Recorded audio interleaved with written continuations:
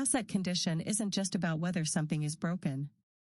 It's about whether it performs when needed, serves the right purpose, and holds up under pressure. In this video, we explore how different aspects of condition intersect, shaping not just how assets survive, but how they succeed. When viewed together, they reveal a sharper lens and lead to smarter, more strategic decisions. Every asset in the portfolio tells a richer story when viewed through an integrated lens, one that considers more than just wear and tear. We evaluate assets through three interconnected dimensions: physical condition, understood as state of good repair; functional condition, captured as fit for purpose; and demand condition, reflected in being right-sized at the right time. Together, these perspectives reveal a more complete picture of asset condition, helping us make smarter, more aligned decisions across the organization. Let's walk through a simple example to show how these perspectives differ. Sometimes it's a crack in the pipe, that's a physical issue. Other times, the water lacks pressure, that's a functional issue. And then there are times when the pipe is simply too small, that's a demand issue. Asset condition isn't one-dimensional. It's a story told from three angles: what's broken, what works, and what fits. Welcome to the 3R framework of asset condition. Reliability, realization of value, and resiliency. Each plays a crucial role, ensuring assets operate dependably, deliver true value to stakeholders, and stand strong against disruptions. By balancing all three, you create an asset strategy that's robust, efficient, and future-ready. Here's the reality: the three facets of asset condition are often managed by different departments or stakeholder groups, and they don't always speak the same language.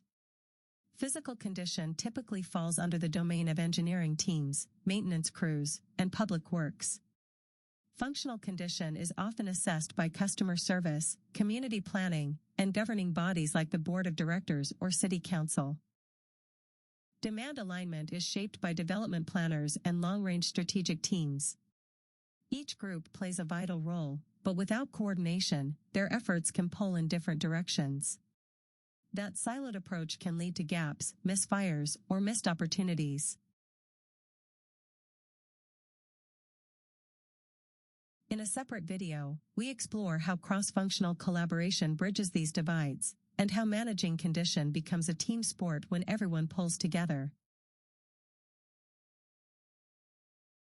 Measuring asset condition isn't just about ticking off inspections or counting potholes.